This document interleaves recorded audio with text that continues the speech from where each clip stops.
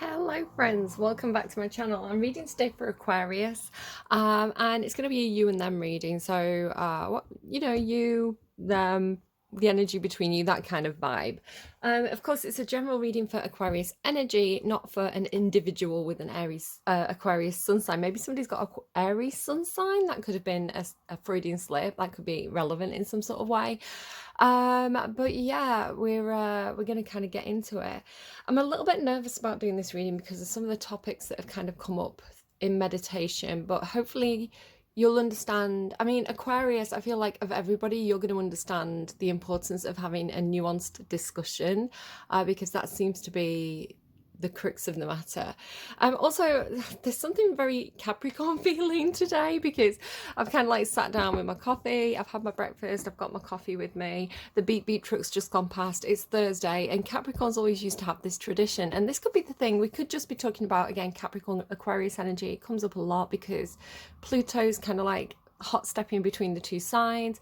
Capricorn's a sign of kind of tradition, in the box kind of energy, and Aquarius is out of the box energy. So when we have that transition between Capricorn and Aquarius, we go from kind of like a fixed, this is how it's always been done, this is tradition mindset, to a more innovative, let's turn this on its head, let's look at this from a different angle energy of Aquarius, which is good because Aquarius breeds innovation. But yeah, I just like Capricorn had all these little traditions. Like I'd always do their reading on Thursday. The beep beep truck would always interrupt the reading. I'd always have my coffee. And so I don't know, there's something about that tradition. And maybe you've got like a Capricorn parent. So when you go to their house, everything's very, very, like everything stays the same. Everything's very traditional. It could be that kind of thing. But being in the box is actually part of the reading. Now, I don't know, Aquarius, if you found yourself in a bit of a fixed position or a fixed mindset, it's really, there goes the truck, bye truck. So I don't know if you found yourself not realizing that you've got yourself trapped in a box. It's very strange because in one of my readings, I think it might have been Libra's reading, the Hangman card came up upside down. And the whole point of the Hangman card, which is an Aquarius energy, is to be, when the Hangman card's upright, the Hangman's upside down. And it talks about the Aquarius ability to see things from a different perspective, to turn a situation on its head, to see the glass as half full, for example. But with the Hangman being the right way up, it felt almost like somebody who was meant to be innovative and see things from a different perspective to everybody else around them, like kind of falling into line, or forgetting that this is something that they were supposed to do. It was really strange. And so when I was meditating for you, the first thing that kind of came to me was like I had a wooden wall in front of me, so a bit like how I've got the table in front of me, but it was like vertical, and it was like this old, it was almost like the side of an old ship or something, but it was kind of like solid and flat, this kind of like thick oak wall with all these cracks in. So kind of like if you imagine a crate, like being inside a crate, but that crate being kind of human sized, was the way I'd explain it. And so I was kind of like in the meditation, I was exploring this wooden wall in front of me. And as I went up, I realized that I could put my hand over the top of the wall. There was no lid on the box. And so what I did, I was like, I hoisted myself up on top of the box that was next to me. That one had a lid.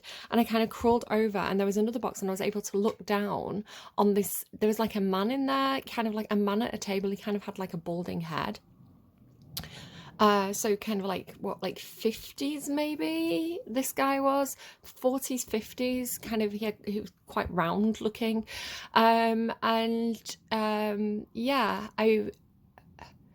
what I was kind of getting for you was this idea of kind of like getting yourself out of one box but going straight into another box. And the funny thing is, I had a dream last night where I was going into a school building and I was going to get one of my kids out. So I kind of wasn't supposed to be there because I wasn't a student, but I was going to kind of like get my kid from the class and kind of like bring them home. So again, schools can represent that kind of Hierophant energy, of like an institution, something that's traditional, something that's like generational, this kind of thing. So yeah, it feels like it's relevant to you in some sort of way. So I don't know if you've got yourself a friend who perhaps it's like they've left one situation and it's like they've left one box and gone straight into another box. Maybe this is somebody who's particularly impressionable. It could be a child for you as well, because there's this peer pressure element to it. Um, it's got the feeling of, right, a really specific situation coming through. It doesn't have to be this, but the example that I'm being given is, say, for example, you've got a friend, maybe they are kind of middle-aged and they have been in a marriage for since high school, right? They like 20 years, 25 years, 30 years of their life, they've been in this marriage with this one person. Very, very traditional, right? That is the box that they used to be in. I'm a family man or woman. I'm, I'm doing the expected thing of like starting a family and getting married and working hard and having children and kind of, that box that is one option that we can take in life. And it's almost like that's not who they are anymore, right? So maybe they got divorced, or maybe they fell out of love with their partner. And so they're kind of going, well, who am I? Who am I then? Like, if I'm not the family man, who am I? And it's like, well, maybe I'm gay is the way it's coming out. It's like, maybe I want to be with, because I think this is coming through for you, Aquarius, because, and again, not to say this is a personal message for you. Again, it could be a topic that's coming up. It could be something that you're having active discussions about. Maybe you know somebody who's going through this experience. It doesn't have to be you personally. But it just seems to be a theme of Aquarius readings that pops up from time to time, where it's kind of like questioning sexuality or gender roles or social conditioning. So yeah, it's kind of like, well, maybe I'm not like the married man anymore. Maybe I'm a gay man. Maybe I want to go and explore that part of my life. And so it's kind of like, because it was an avenue that couldn't be explored while that person was in the marriage. It's like they couldn't go hanging around gay bars while they were in the marriage. Now it's like, well, I want to go to the gay bar. I'm saying gay bar specifically because one of the songs that came through is, hey, I want to take you to a gay bar. I want to take you to a gay bar. Which I love that song. Like, and again, just to say, I'm not straight, guys. Yeah, I just to throw that out there, not that it matters, we're having a nuanced discussion, it's fine. We can all come to the table with our own perspectives. It's okay, as long as we can kind of like look at things from other perspectives, try on those other shoes. That seems to be a big thing in your reading today. So yeah, it's yeah, but it has the feeling. And the funny thing is, I was getting this really specific message, and I was cautious about it around the same time as I was doing the Capricorn Aquarius reading for the August readings. So if you go back and watch those readings, I don't know if I actually mention it or if I kind of hold back on it, because I think I was kind of thinking at the time, I was like, I need a bit more information on this. I'm not quite sure how to deliver this message, because it's almost as though someone has been maybe somebody, again, because the problem is when you don't have a strong sense of character and your own personality and your own sense of likes and dislikes. Do you remember the ice cream reading when it was like, well, if you've always had vanilla ice cream, how do you know that vanilla is your favorite ice cream? Maybe you want to go and try chocolate ice cream, or like pistachio ice cream or strawberry ice cream, right? It's like you've got to try all the flavors to know the ones that you do like and the ones that you don't like. So the importance of experimenting, which is an Aquarian thing, right? Experimental things is Aquarian energy. So it's kind of like this person that who is they've always had the vanilla ice cream, right? They've always had the happy marriage, 2.4 children, and it's not working for them anymore. So it's like they're now like, well, maybe I'll hang out with those friends, maybe I'll go to a gay bar, maybe I am bisexual, maybe I am gay, kind of. It's got this energy of like, well, I don't know because I've never tried it, which is good, right? Which is an open-minded thinking. It's not a bad thing, but I have this feeling of somebody who, because they're a little bit impressionable, and because they're doing this thing where they're like searching for, it's like searching for home, right? Searching for where they fit in, searching for the missing, it's like the missing cup. It's kind of like 8 of Cups energy, if you know that one. Like maybe I'll find it there. So it's like maybe they've got colleagues or co-workers or a group of friends who are gay, and they're like, you know, they're really fun, and like, not to kind of stereotype gay people, there's boring depressive gay people as well, you know, not every gay person's like, well, maybe they're a bit younger, right? Maybe the kind of like of that kind of cult, like the kind of generation of like the hookup generation. So you know, like the Tinder generation, that kind of like, hey, I don't know. So it's kind of like, that looks really fun, maybe I'll go and try that, maybe I'll hang out with those people. But it's like, when you, now this is something that humans do, whether we realize it or not. It's kind of like this kind of sheeple behavior that humans do, and it's a feature, it's not a flaw, right? The idea is like, we need social connections, we need to find our tribe so that we can be safe, right? So that we can be protected against, I don't know, wild boars or whatever it is we used to fight in the olden days.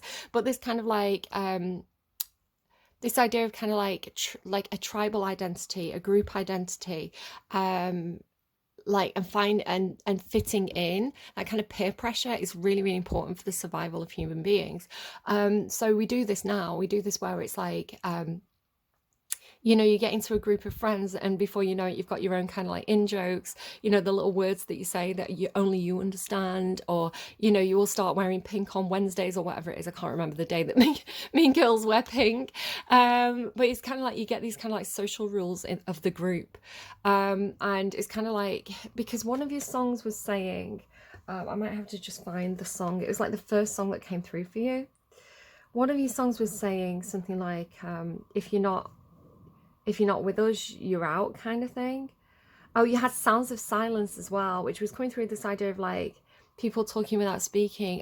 I don't know. Let me come back to that. Oh, Happy House by Susie and the Banshees. And look at the art. It's like they're in a box kind of thing, right? So the art of Happy House, they're in a box. You've also got like, this is kind of like the boxes. Can you see on the floor? Like, all the art is boxes, and they're lovely. By let me just pull up an image of this for you as well. Sorry, my phone's not working very well. Lovely by Billie Eilish and Khalid, and they're literally in a box. I'm actually just going to play the song and show you what I mean. Actually, maybe I can find, I don't know, maybe I don't need to show you. Like, look here, like that, like, you see, they're in a box. So you've got all this in the box energy. So just be self-aware, Aquarius. Are you finding yourself kind of like, are you the victim of this kind of like social, not victim, but are you finding yourself in a situation where you've got this kind of social conditioning happening, where you know, you're slowly becoming more and more and more like the group, and kind of losing your own personal identity because of this need to fit in, or need to find your tribe?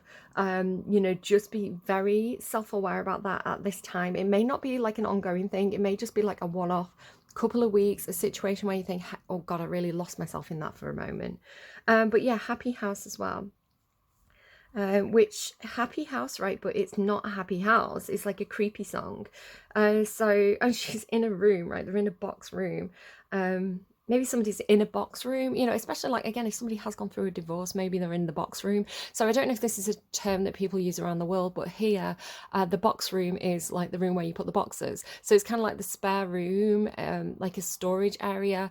It's an old-fashioned word, because at the moment, space is really limited. A lot of people need an extra room, right? A lot of people are kind of crammed in, you know, the kids are all in one room, you know, like I've got a 2-bedroom house, I need a 3-bedroom house so both my children can have their own room. But yeah, it's that energy of like somebody's in somebody's spare room, like a lodger or something. Like, that feels very old-fashioned. That doesn't really happen, at least not here anymore. There's no spare rooms. It's like an older generation thing as well, I guess, like the generation that were able to buy decent sized houses for the whole families. Like, and then the you know, the kids leave, and then these people have these 5-bedroom homes, and it's just like 2 old people rattling around in them. Like, I don't know, could be something about that. This is the Happy House. We're happy here in the Happy House. Oh, it's so fun. Oh, we've come to play in the Happy House and waste a day in the Happy House. It never rains, never rains. We've come to scream in the Happy House. We dream in the Happy House. We're all saying, ah. I'm just reading the lyrics. This is the Happy House. We're happy here. There's room for you if you say I do, but don't say no, or you'll have to go. We've done no wrong with our blinkers on, right? So it's safe and calm if you sing along. So there's, again, it's this pressure to fit in, right? Like, we're not doing anything wrong as long as we don't question anything. And again, you have the sounds of silence, right? It's like not talking about the stuff that's wrong. I remember in one of my readings this week, I was talking about now this is an acronym, guys. I'm not going to say the word because I don't know if it's a word that YouTube likes, but see you later, Toby. Right? So I don't know if somebody's got themselves into like a group that has that kind of see you later, Toby behavior, kind of the mob mentality. It's kind of losing perspective with that. But the loss of perspective is I was freaked out when the Aquarius Hangman card came out the right way up. I was like, hey, no, turn that bad boy back on his head. Like, we need out of the box thinkers, right? We need the people who question things. Otherwise, the people who are in control have the opportunity to take advantage. It's not healthy. So yeah, like, I don't know. So again, my dream was that I was going into one of these boxes, right? A Hierophant energy situation to I wasn't rescuing my child. I was just kind of like picking them up from school. But it's that energy of kind of like I'm going in, getting them out. And so when I asked Spotify, what am I going into? What am I rescuing my friend from for Aquarius? The song that played was Gay Bar. So it's like I've got to go into the gay bar and get my friend out, right? Like maybe they're getting a bit too drunk, you know, or your kid or something, right? It's like they're in there, they're getting a bit too drunk. It could even be like, because that song's like, have you got any money? I want to spend all your money at the gay bar. So it's like maybe kids took your wallet and they've took it to the gay bar and you're like, yeah, you're not spending all my money in the gay bar. Like, guys, if you want to go there, it's fine, but you know, get a job, spend your own money in the gay bar. It could also be like a sugar daddy type thing. Again, I was getting the idea of like a friend who's been taken advantage of. Now, whether this is true or not, I don't know. It could just be the perspective that somebody has on a situation, like this is the way someone's reading it.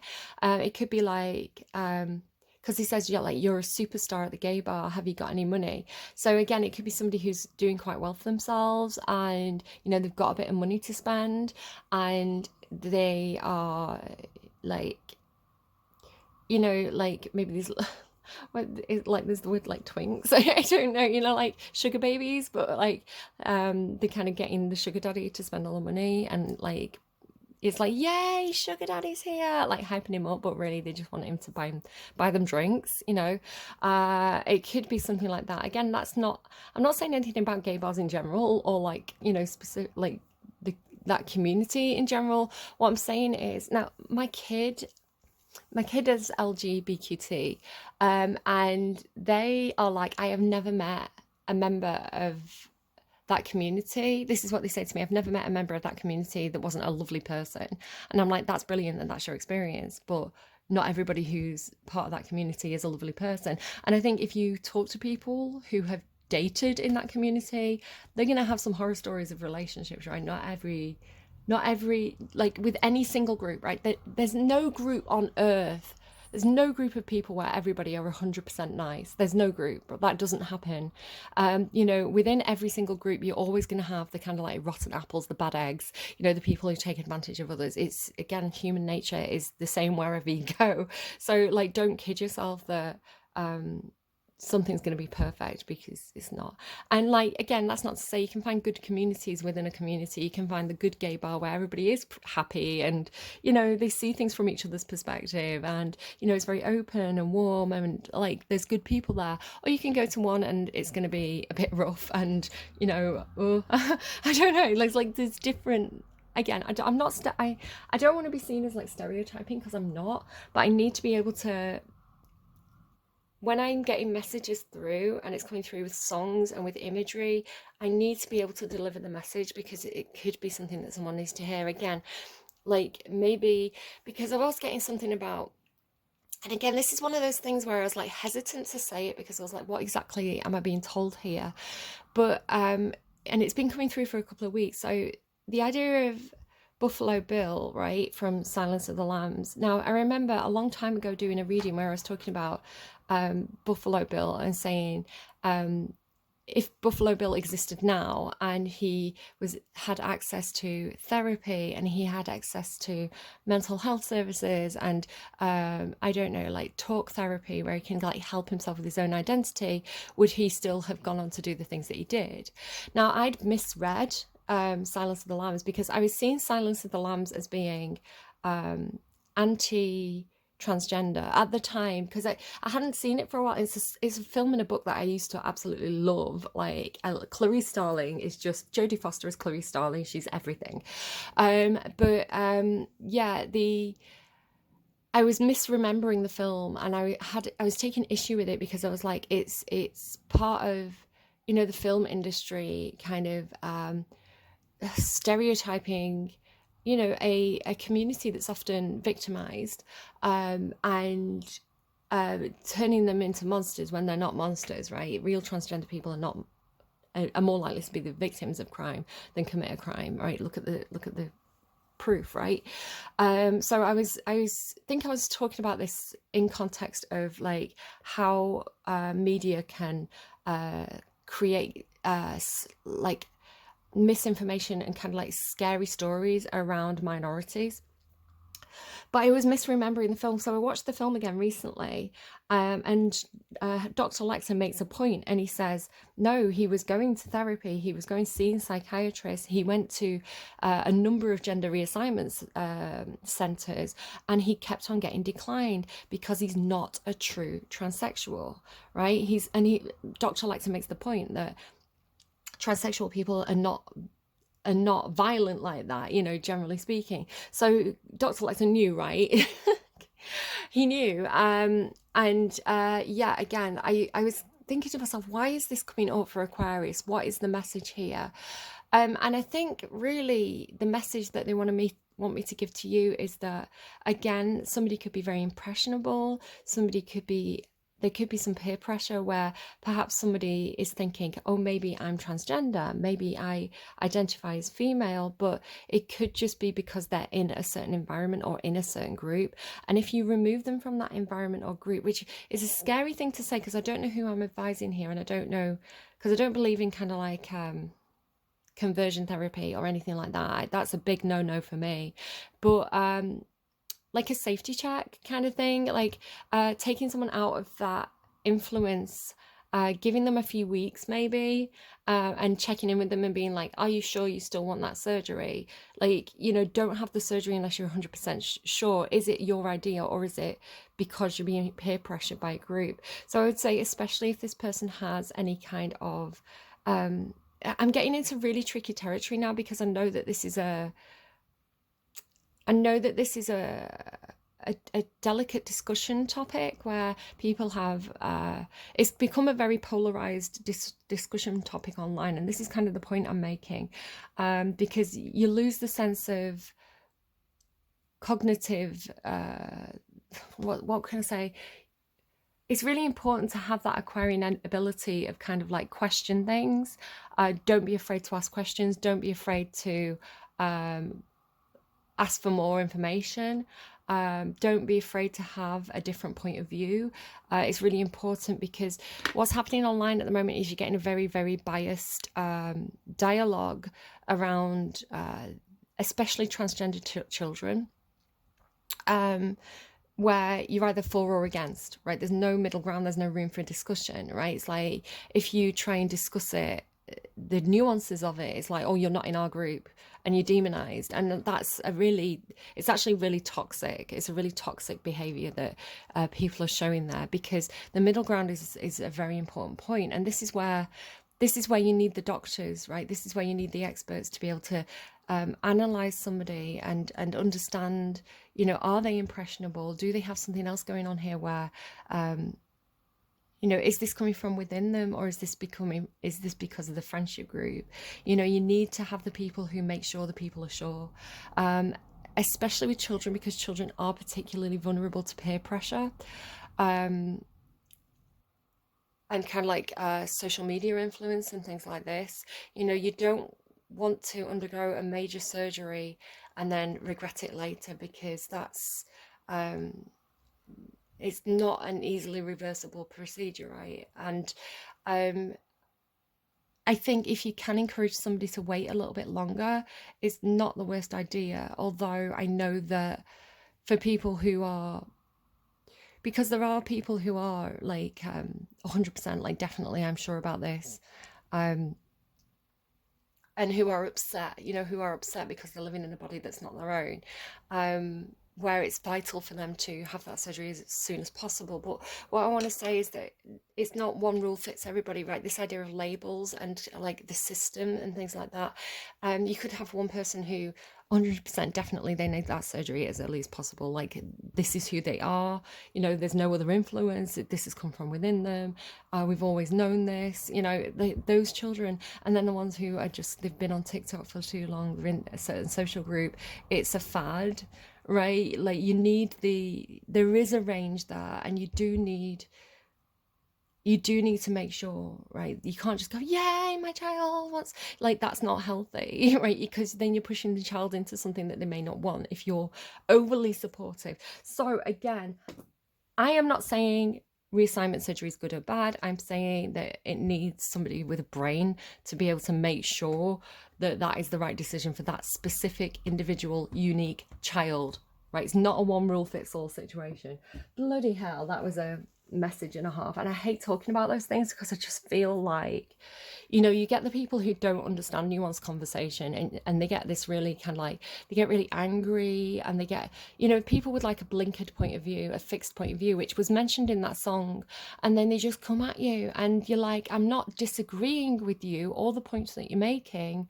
What I'm saying is that you need to take the blinkers off and understand that there's a nuanced situation, that you need to kind of like see the bigger picture here, and not just kind of like spit, like regurgitate tweets at me that you saw someone make. Like where's the Socratic method thinking, right? Where's the questioning? So yeah, I didn't want to do this reading because I don't like, again, it's the feeling of like, I can't even say anything. I can't even say anything because people are going to take it the wrong way. They're going to shout at me, you know, and then the sound of silence, right? It's like, well, I won't say anything then. I'll just let them make their own mistakes.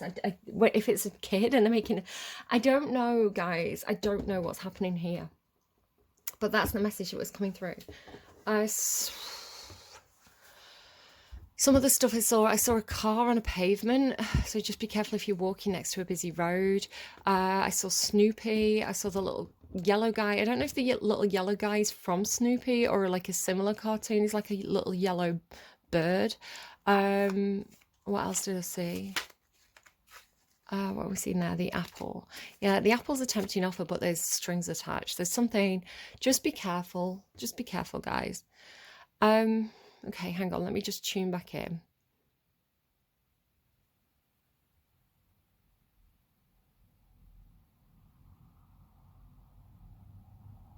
What do we have for Aquarius then, please? The apple definitely wants to come out. The unicorn as well there. Just be careful again if you go into the gay bar. You know, if you're experimenting sexually, there may be an opportunity coming up to do something with friends. If you know, you know, the unicorn, right? Apple and mirrors. So something tempting. The apple's like a tempting offer. It's going to give you more knowledge though, right? So it's it could be some sort of experience that you're going to be able to reflect on, and you're going to know more about yourself afterwards, right? So it can be that you get into a situation and you know, you don't know, you're curious, right? You get into that situation, you take the offer, you do the thing, and then you can reflect on yourself. I have more information now. The apple is something that gives you knowledge, but you know, it could be a blessing or a curse, basically. But you're gonna know, right? You're gonna know. Fire and ice underneath there as well. That came through for Leo. The apple and mirrors. Yeah, mirrors is like a reflection, something that you can look at and see more about yourself. I mean, I don't know, maybe there's mirrors involved. I don't know.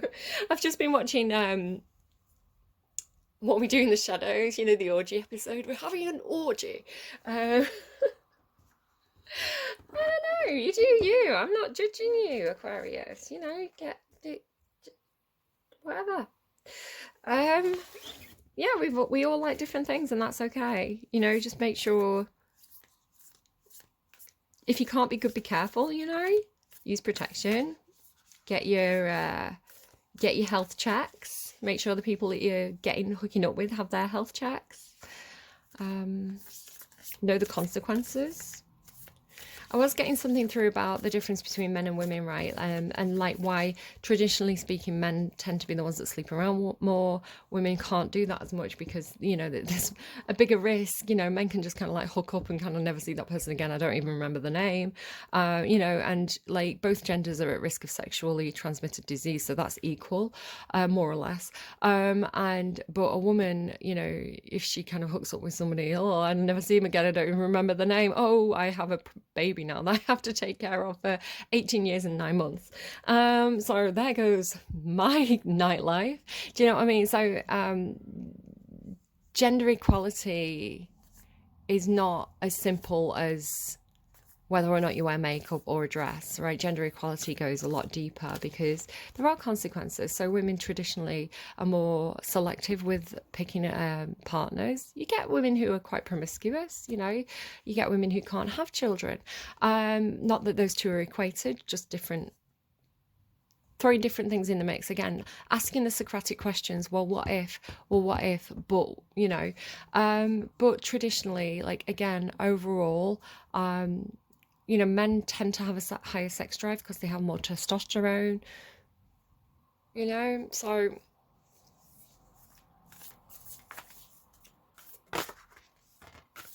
animal. Hey, a part of yourself that wants to come out and play, you know, the wolf inside us. The animal can be a bit selfish as well, you know, they can be a little bit the base, you know, we're talking about the id here, which is really interesting that the id should come out in your reading, Aquarius, because you are the superego.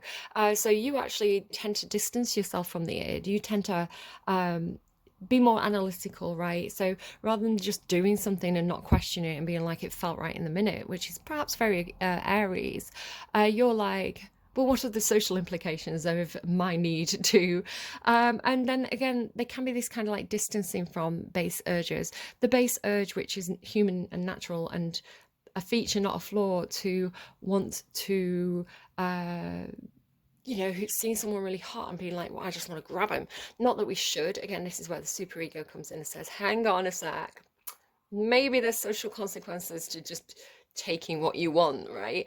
But the urge is, if we see it as a part of ourselves that we shouldn't reject, but we should be aware of, and we should have a leash on. So, but then again, I feel like there's an offer for you to unleash that part of yourself, or your friend to unleash that part of themselves, and really kind of like let the more primal urges come out and be explored. Hopefully in a healthy way, right? This can be done in really healthy ways. For example, role play in the bedroom with a long-term partner, you know, or having a wild night out, but you know, having your mates there to kind of like keep you in check if you kind of go off the rails a bit, or if you put, you know, your mates who are going to let you be silly, but they're not going to let yourself put yourself in danger, you know, those kind of situations. So letting that animal within come out, and this idea of like looking in the mirror and seeing the wolf staring back at you is coming through as well. Okay, so Aquarius. Oh, straight away. Morgan Le Fay. Someone else had this. I feel like it was Virgo.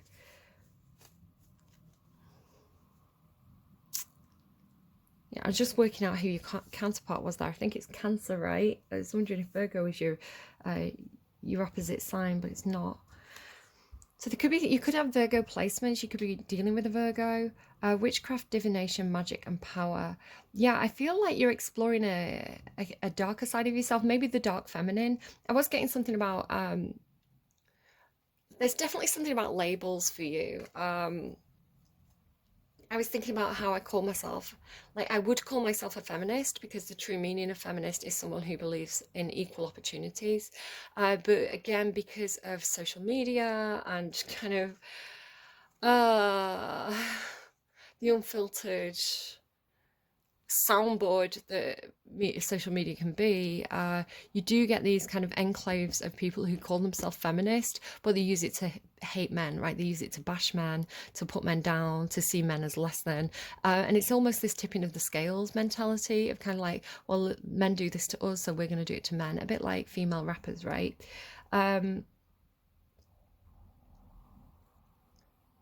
Yeah, it feels like dark feminine, tapping into, if you're a woman, this is you tapping into your sexual needs, right? And not seeing that as something that's shameful, biblically shameful, but something that is a design feature. God made you horny, if you want to put it that way. God wants you to experience pleasure. That's why he gave you the ability to experience pleasure. If he didn't want you to experience pleasure, you wouldn't have a clit, right?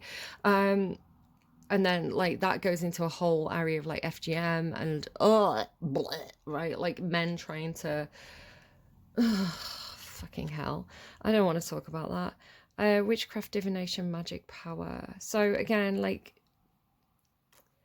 I wonder what your Lilith placement is. Go and check out your Lilith placement, because this is where a lot of our shame comes from. So maybe you've got like Virgo Lilith. Virgo Lilith can be, because Virgo's the virgin, right? So this idea of like women need to be virginal, women need to be pure, women need to be these little, like they go from being like a little cherub angel child to like, then they're married and then they're pure for the rest of their lives. I don't know, like, it's a male fantasy, right? It's making me think of that Billie Eilish song. It's a male fantasy. That's not, I mean, it's a different context, but then being like, no, I haven't, I'm the master of my own body. I'm tapping into my magic. I'm tapping into my inner witch. Who is Aquarius dealing with? Oh, here we go. Fucking martyr. Like this is like, to me, it's like toxic Virgo energy. Saint Joan of Arc, courage, fearlessness, and activation. It's actually feeling. Do you know what it is? Actually feeling a little bit Aquarius to me. Just there's someone you're dealing with here that there is a tendency sometimes, and it is kind of like the more challenging aspects of Aquarius and Virgo, where they get a bit overly idealistic, a little bit holier than thou, a little bit like martyr, like I'm on a crusade, my opinions are better than yours energy. And it's a bit like, oh, get down off your fucking high horse, mate, get down here with the rest of us, get in the mix. I don't know, like courage, fearlessness, and activism. But we need it, right? We need the people who are like the Greta Thunbergs of the world, right? We need the people who are like, I don't care, I am going to say what needs to be said. I know that this is right. I know that this is good. I know that this is a cause worth fighting for. This is my crusade. This is something that I know I have to do. And I need to be fearless with that, right? So there is a need for it. But why did I have that? Why did I have that reaction when this came out? So you could be dealing with somebody who like that, and it's kind of like, like it's a bit too much. It's a little bit too preachy.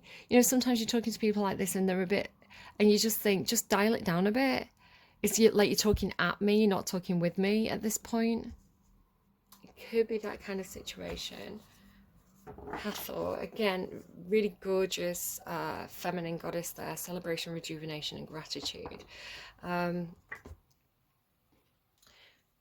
like Hathor's associated with pregnancy. I'm really getting this mother energy. So yeah, again, going back to Buffalo Bill, because you do get this thing about misogyny sometimes coming through in your readings. Like Buffalo Bill is not, I don't know, there's something, there's definitely something wrong with him, right? Like it's weirdly misogynistic. It's, he doesn't see the female body as sacred. It's something to be abused. So it's, I always think, how do I explain this? I'm wondering if, and it's a very specific situation again, I'm not stereotyping. I do wonder, what I'm picking up on is perhaps somebody who's you know, because they're experimenting, it's kind of like, maybe maybe I like dressing up in women's clothes. Maybe I want to put some makeup on. Maybe I'm a drag queen. Maybe I'm transgender. I'm trying to figure that out for myself. So it's kind of like there's, and the difference there as well. Someone who's transgender is someone who identifies as a woman. Somebody who is on the inside they're female, right? And they desperately want the external to look female. And somebody who's a drag queen is perhaps a gay man who likes dressing up in kind of like flamboyant female clothing and putting on a comedy show, or doing a song in drag. It's like, it's fun. It's an aspect of their, you know, maybe it's part of their, you know, while they identify as male, perhaps it's an aspect of their anima that wants to come out and be seen, you know. It's there's a difference between the two. And again, we're talking generally there, and on an individual basis, everybody's going to have a different experience of that. So again, like, it almost feels a little bit like somebody who is perhaps somebody, again, it could be somebody who's been in a marriage for like 20 years, 30 years, and they're like, but I think I might be female, right? Like, I think I feel female, and so like I want to wear women's clothes, I want to put makeup on, I want to grow my hair long, you know, I want to dress in sexy women's clothing, right? I think like this is who I am, and so exploring that with the friends that they have available, but the friends they have available perhaps are drag queens. And so it's basically taking somebody who identifies as a woman, a man who identifies as a woman, and putting them in the group where it's men performing as women. And if you go and watch drag acts, or like in the UK we have pantomimes like with Widow Twanky and things, it's a satire, right? It's a satirical woman a lot of the time, like a parody of a woman. And so it could almost, to this person who identifies as a woman, it could feel kind of misogynistic or offensive to them because it's not quite the right fit for them. Do you see? Does that make sense to you? And so it's not that there's anything wrong with the individual, or that there's anything wrong with the group of drag queens. It's that it's not the right vibration for them. It's not their identity, right? It's similar, but it's not the same thing. So again, and I'll flip it, you know, make it vice versa. It's a man who likes dressing up in women's clothes, but he's like hanging out with a group of transgender women, and he's like, oh, hang on, maybe I don't want to lose my dick. Maybe I like it. So you know what I mean? It's kind of like there could be some distinction blurring there, where somebody's getting a little bit confused about their own identity and quite, I don't know. So again, it's coming through intuitive really, really strongly. It's not necessarily what's in the cards, although this is kind of saying something. It's like the respect. It's like the person that I'm picking up on, this is where I was going with this, with the Hathor. It's like the respect this person has for their own mother, right? It's like the respect this person has for the birthing process, the respect this person has for the power of what a woman is, you know. Like, it's not I hope I'm coming across quickly. I hope I'm coming across right, because again, people come in all different shapes and sizes. Like, there's no one size fits all, really. And I hate when I start talking about labels and issues that I know are quite controversial online. If I need to talk about them in a nuanced way, it's difficult because I just feel like I'm going to get like attacked for it, and that's not freedom of speech, guys. That's really bad, actually. That's, you know, it's really important to be able to have the nuanced discussions, because otherwise you do get people who, you know, you need to be able to say to someone, are you sure this is right for you, without feeling like it's a personal attack. What's Morgan Le Fay? Oh, is that the Queen of Wands, or did the Queen of Wands flip and go back in? Ace of Cups. That's interesting. The Queen of Wands flipped and went back in, and now we've got the Ace of Cups. So the Queen of Wands is the fiery feminine, right? She's outspoken, she's driven, she's passionate, she's creative, she's a force to be reckoned with, and she's very magnetic and charismatic, very, very fiery. But this is this is a more gentle, childlike aspect of the feminine. And it's coming from the Ace of Cups. So the Ace of Cups is kind of like unconditional love. Again, like maybe you had a mother who loved you unconditionally, or maybe you didn't, right? Maybe this is something that you're searching for. So the Ace of Cups is, I love you no matter what. I love you. I love you whoever I love you while you're going through this process of figuring out who you are. I love you while you make mistakes. I love you, whoever you choose to be. I will still love you because I love you. You're my son, you're my partner, you're somebody that I care about. I like you as a person, and whoever you decide to be, like, I will always be your friend. I will always love you. So it's that seems really sweet, and it's very genuine and very pure. Again, that unicorn showed itself. So there's different ways of me reading the unicorn card. I read it one way just because of the topic. Another way to read your unicorn energy for me is somebody who has the unicorn. To me is an energy that we can carry when we've been through challenges and we've been through dark phases of our life, but we've held on to the Ace of Cups energy. Like, we've held on to our ability to love, our ability to be kind, even when people aren't being kind to us. It's kind of like the little sweet child inside us, sweet child of mine, and holding on to that, even though the world has tried to break it or corrupt it or callous it. So unicorn energy is quite rare because a lot of people do become corrupt or calloused through their life experiences. But this is like the witchcraft and the magic and the power and the divination here for you, Aquarius, is coming from a very, very sweet, childlike place. And it's a place of purity. And I swear to God, the universe loves to work with this energy. If you're trying to manifest from the place of the Ace of Cups, from that kind of like unicorn energy, in that context, in that meaning, it's the universe loves it. The universe will throw energy at it because it's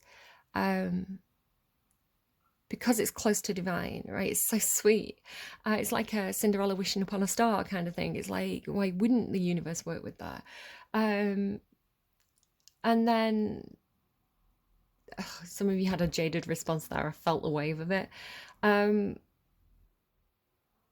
And the thing about the Ace of Cups as well is there's a fish in the cup. So it talks about believing in the impossible, right? Believing in the fairy tale, believing in the dream, like the impossible can be possible. We've got a blue moon this month. I think it's on the 25th of August, because there's been 2 full moons in August. So the second one's the blue moon. So it's kind of like, it's so rare that you think it's impossible, but then it happens. So yeah, the unicorn doesn't exist, but maybe it does on one special night of the year, that kind of thing. So tell me about Saint Joan of Arc, please. Saint Joan. Whoa, that is okay. Flew off the table into my lap. Okay. King of Wands and the Moon. Look at these guys like jumping straight into my lap. King of Wands, very, very fiery. He's a counterpart to the Queen of Wands, but that's not quite who you are, right? That you explored that side of yourself, it went back in. Right now, you're vibrating with the energy of the Ace of Cups, which is much sweeter than...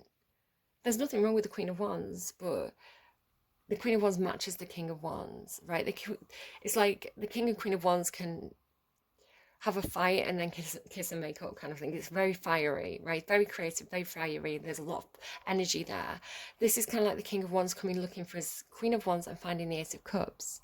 It's this really kind of like sweet... It's like he's coming looking for a fight and you're going... there's no question here, I love you, right? It's like, okay, so you're acting like a jerk right now. The Indiana Jones can act like a jerk.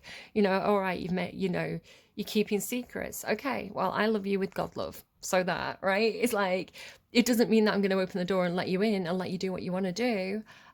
I'm not a pushover. I'm standing strong in my divine feminine energy. So that, I don't know.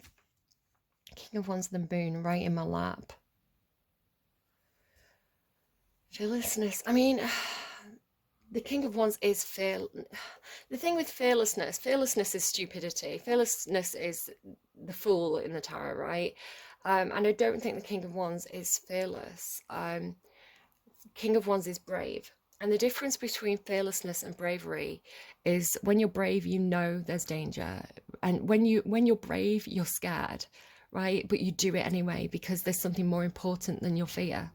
Bravery is strength in the face of fear. Fearlessness is stupidity. Does that make sense? So courage, bravery, activism, and then the moon energy. Why is this? I mean, it could be. I mean, that does make sense. It does say courage. And then the King of Wands is brave in the face of their fears. The moon card can symbolize fears. Excuse me, sorry, I'm just drink some of my coffee.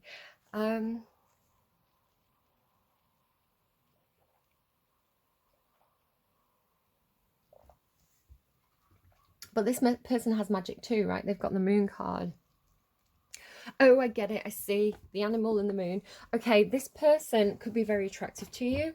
They could bring out your wilder nature. So it's like when this person's not around, you're this kind of Ace of Cups energy, like quite sweet and pure. Like virginal, I'm a good girl energy. When this person's around, this King of Wands, who, I mean, like I say, the King and Queen of Wands are extremely attractive. They're like magnets. And magnets can like they can pull or push, right? They can attract or repel. So I do have this, maybe this is somebody that you clash with a lot, but there's a lot of fire there. When this person comes around, your animal comes out, right? They're the moon to your werewolf, right? Does that make sense? It's like this person triggers you. This person is the thing that triggers your transformation from perhaps being very Aquarian and I sit in my super ego, and then your id comes out, and it could be that you lose your temper with this. This person makes you lose your temper. They make you angry. They make you fucking do things that you wouldn't do if this person wasn't around, right? It's like, oh yeah, fired up. Oh, werewolf time. Rip your clothes off, beat you up, run away. You're like, don't do that. That's obviously not healthy. It's feeling a little bit toxic. But also we need to be aware of our shadow. We can't just pretend it's not there. Yeah, it's funny that the Queen of Wands came out and went back in, and then it's like he's like, come on, Aquarius, like, I know it's in there, like, show me your wild side. Oh. Okay, let me get a card from this for the situation. Tell me about the situation, please. Tell me about the situation. There we go, the Fool. Oh my god, yeah, this person makes you foolish. And then sorrow underneath that. Yeah, you could have a lot of regrets. When this person turns up, it's making me think of the Cappy song, You Roll Like Thunder. Yeah, if this person turns up, you could really, it's like there's a fucking tiger biting his leg and he's just like, what's happening? I think you lose your mind with this person. I think you lose all self-control. And it doesn't have to be an individual, it could be an energy, it could be a vibration. So this could be something that you encounter throughout your life, but it's like different people. And it could be a specific situation that just makes you lose your temper.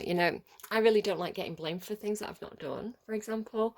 Or when other people are blamed for things that they haven't done. Like injustice really, really can be a trigger for me, but having that self-awareness does mean you have an element of control over it. Like the Fool does not necessarily have self-awareness. He's just doing something instinctively. He's doing something from a place of id, right? From a place of, well, I hope it all works out. Like yippee-ki-yay. Okay, tell me about Aquarius energy, Fox and Panther. Doesn't that feel like the two sides of yourself, the Fox and the Panther? It's like the fox, and then it's like, the calm where you're composed. The fox to me is quite composed. It's like, he's brushed his hair, he's looking his best. I think about like Fantastic Mr. Fox or Robin Hood. He's got a little bit of he's like, I know I've got the nicest tail. I know that I've got the best coat around. I know that I'm a cute MF, and then the panther is kind of like, now the panther to me is sacred feminine energy. It is dark feminine energy. But when I use that term, I'm talking about our shadow, right? The beast within. This is where we need it. This is where it's a good thing when we're in survival mode. You know, if we are in survival mode, if the situation is going down, we need to just move instinctively. We rely on that panther energy, right? The panther is like our friend in times of quick response danger, right? So the panther, to me, it sees the red flags, right? It has enough experience to know if the mood of the room has changed, right? It's like, oh, there's danger here. Like, this doesn't feel right. I can't explain it, but something about the situation doesn't feel right. That's your panther, right? That's your beast within. And also, like, again, yeah, it just feels like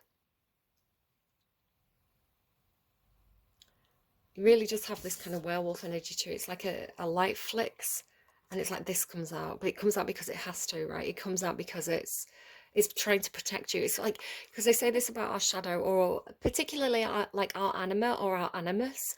If you want to look at Carl Jung persona, anima animus, like it will step forward to protect you. It's like the things that we push back, the things that we're not allowed to be, when we have to be, we will be it.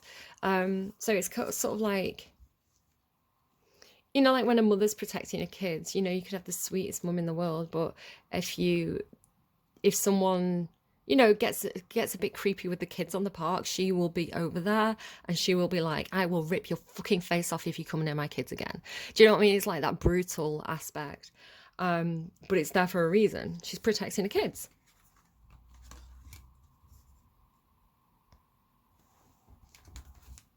Okay, tell me about this energy.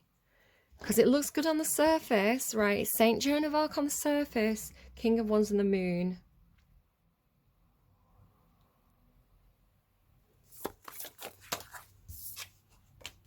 Fish. Why does it feel like this is Aquarius? The fish goes their own way. They don't do what other people are doing. And this brings them success. So the fish is a symbol of prosperity, but also going against the grain, going against the flow, right? They're doing something. Excuse me, this person feels quite passionate. They feel like they really, again, you have to be brave. Oh, maybe I like this person. Maybe that's the problem. Right, fearlessness, active, like courage, the courage to be Aquarius, the courage to go against the grain, the courage to have a different opinion to everybody else in the room, the courage to say, I know you will think that's right, but let me question that belief system, because maybe this is right, and maybe you don't see it and I see it, and I have to do what's right.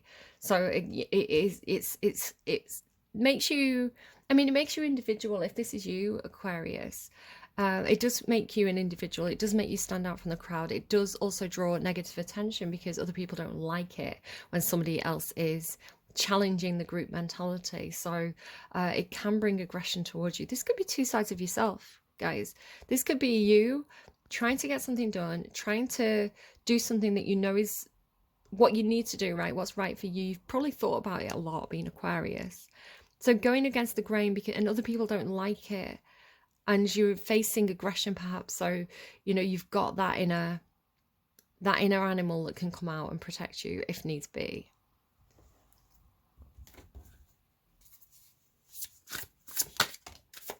The Fool, yeah, it's you, the Fool, taking a leap of faith into something here. Oh, Fool and Death. Whoa. It's like you jumped too soon. You jumped too soon. Don't be foolish. Don't be foolish.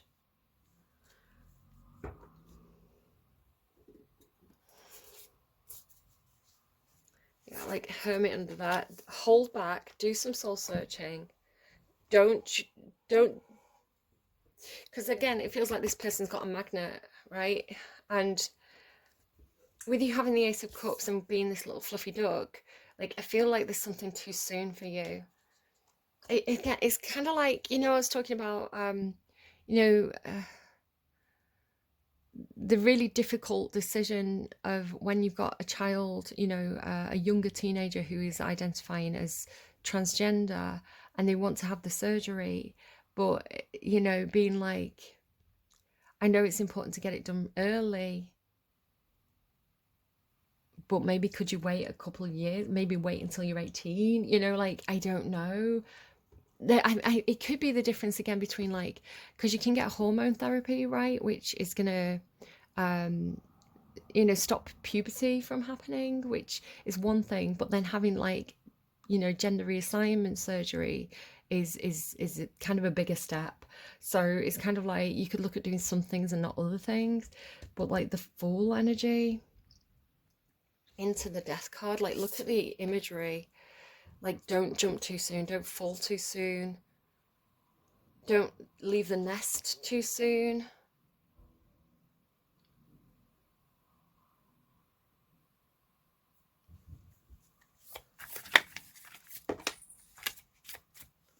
Ten of Pentacles. This person, let me just get another card on that. There's something about money or wealth with this person. The Sun.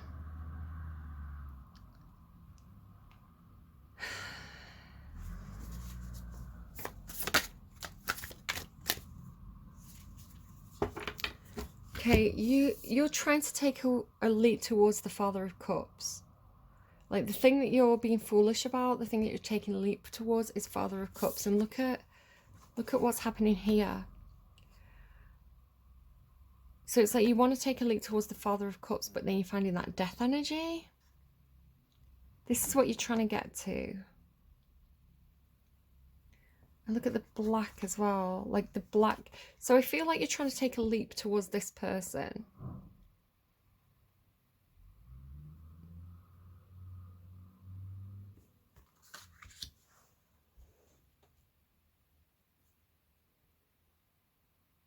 Is it this person? Because you're trying to get to the Father of Cups, because you want cups, right? The Ace of Wands, the Queen of Wands went back in and you got the cups.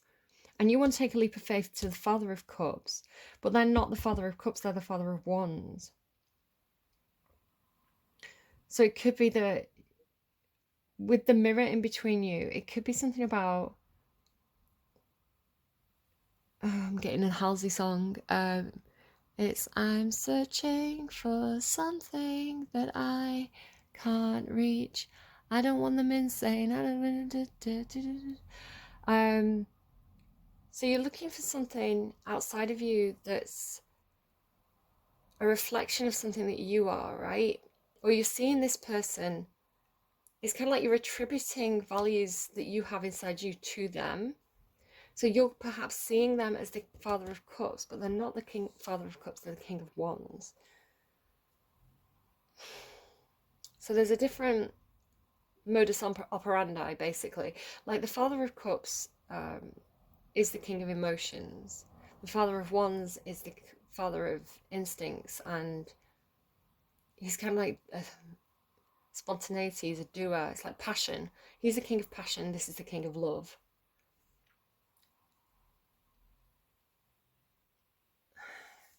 Could definitely have Leo placements with the King of Wands and the Sun.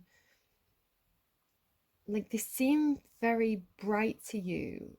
You know, it's that thing of like, don't fly too close to the sun.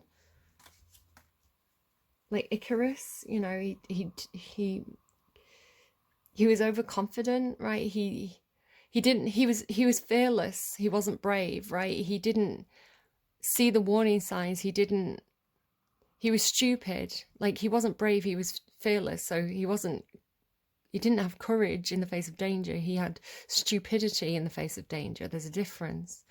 So don't be that person. Don't have stupidity in the face of something that could burn you, right? Something that could be...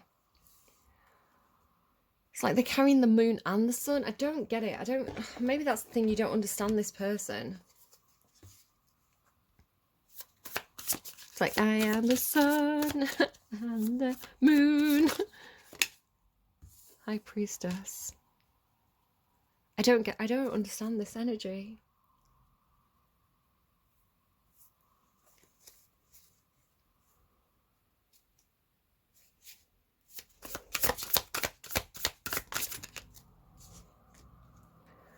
Oh, there's definitely something about money or work here. So why does it end in death? It doesn't mean literal death. It could be the death of a situation. You've got the Eight of Pentacles and the Three of Pentacles. So some kind of I mean, that's work, right? The Three of Pentacles is a collaboration. It doesn't have to be literal work. It could be a project, something that you're doing with friends, but working together with something to try and improve something. Nine of Pentacles as well, like independence there. There's a lot of pentacles. This could be a work situation.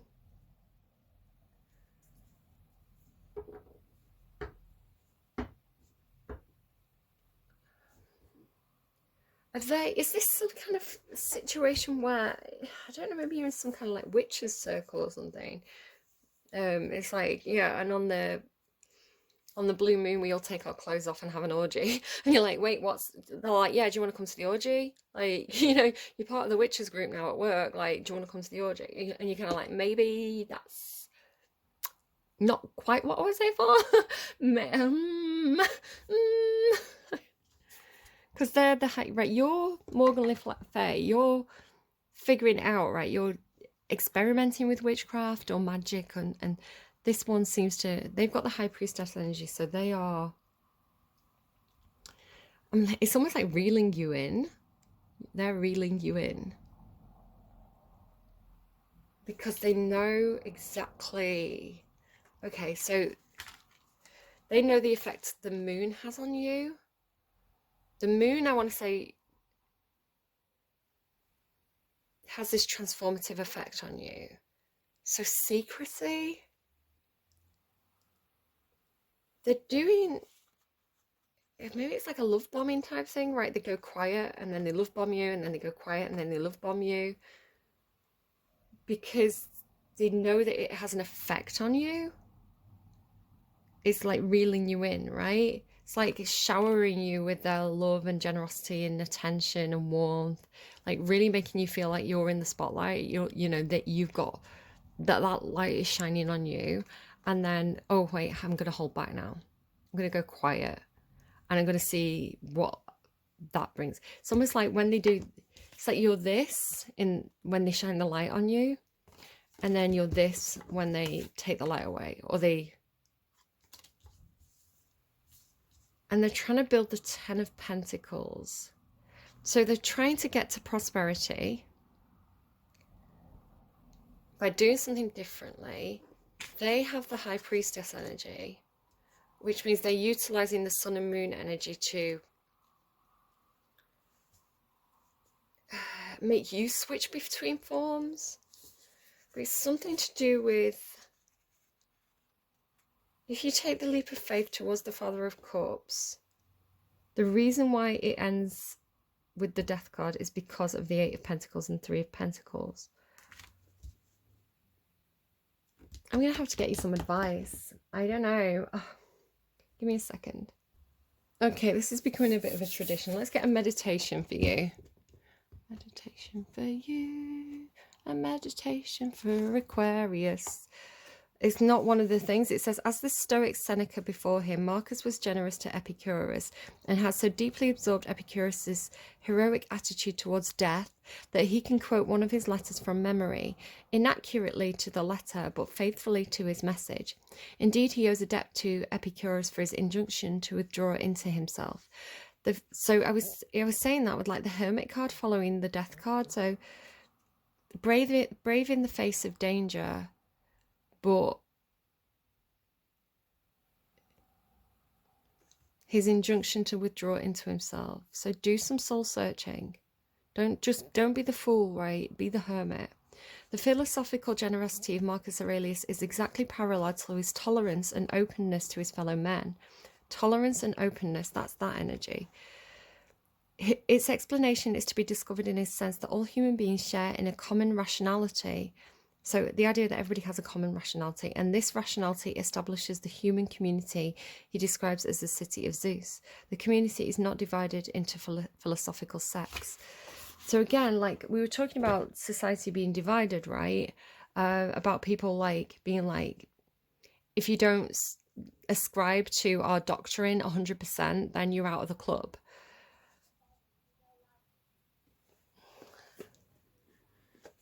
But seeing a common thread. So maybe you are acting as kind of like a peacemaker at this time. You know, when people get very divided or people aren't listening to reason, you're somehow bringing a sense of kind of universal logic to a situation that everybody can understand. Okay, advice for this person. Advice for this person, please. Advice for this person. We went over here. Expect powerful change, new moon eclipse. I say, okay, so an eclipse. So this is, I mean, this is eclipse energy, right? Is it the moon passing in front of the sun? The moon blocks out the sun. And it landed over here. Expect powerful change. Let me just find the card. New moon eclipse. If you want affirmation that you can achieve your dreams and get the desired outcome in a situation you're asking about, then this is it. This is a card of beginnings and there are powerful energies at work, but be prepared. It could be quite a ride, and events now could even be jarring and uncomfortable. However, any new directions you take will almost always lead somewhere better than where you are at the moment. Whatever is happening now is happening for a reason you'll appreciate later on. A new portal is opening up. All you have to do is have the courage to forget about the past and move through it. You're being put back on the right path, and there is nothing to fear. Never mind the past, life evolves every single day. Additional meanings for this card. Yes, yes, 1,000 times yes. You're being shunted towards your life purpose. Whatever is happening now, it's happening for your highest good. This is an important turning point in your life. So this leap of faith, followed by the death card. Again, it doesn't have to mean literal death. It could be the end of a work situation, right? It seems like it's for a purpose, because perhaps that situation has become too stagnant. Perhaps you've outgrown the situation and not even realised. Perhaps you're getting, your view of the world is becoming blinkered because you've been in a box for too long. So if the universe comes along and says, hey, that box doesn't exist anymore, get out and explore, it could be very much for a new reason. And it could actually be helping you tap into some kind of intuitive power. Look at the colour. Something about you being the sun, right? This person's very orange, right? Very Leo. You feel a little bit more, I mean, I would associate purple with Pluto. So it's kind of like this Pluto, like a Pluto sun. A black hole sun, you know, something like that. Pluto sun. Yeah, it's kind of looking like a black hole, isn't it? With like the radiation. Black hole sun. So that song, black hole sun, won't you come? I'll wash away the pain, black hole sun.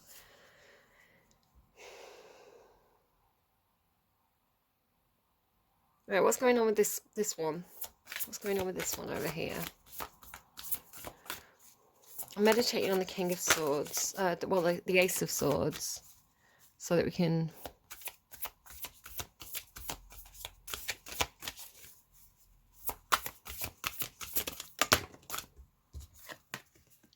Time for healing, balsamic moon. You need to go away and heal. I don't know. Like, I don't like people who play games. I prefer people to be straightforward, because it always feels a little bit kind of like time wasting, like sociopathic time wasting, gaslighting. I'm like, why can't you just speak your truth? You know, I see it as a problem with the person. I'm like, well, there's a problem with you if you can't be who you are, you know? Balsamic moon. I'm just trying to find the card.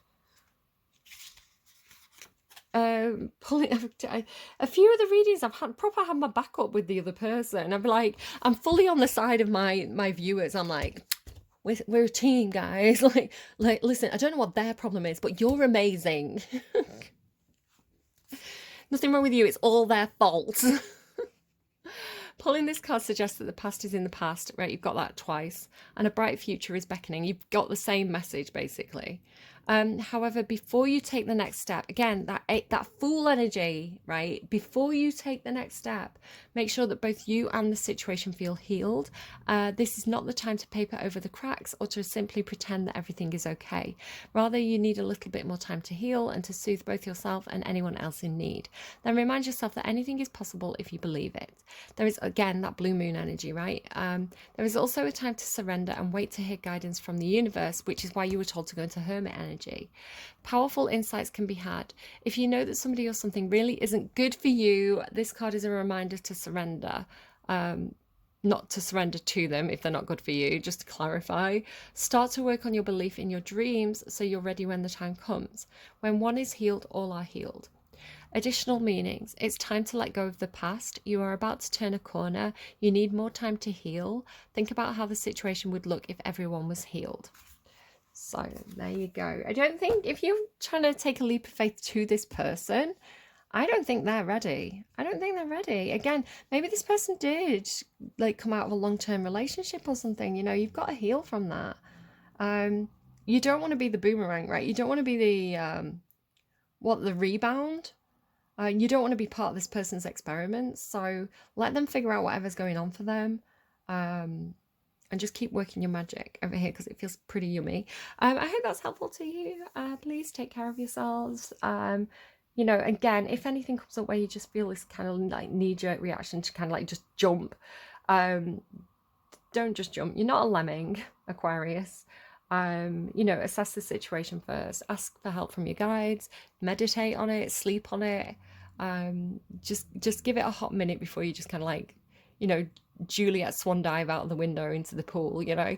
All right, I hope that's helpful to you. Do take care of yourselves, and I will see you again soon. Bye, friends.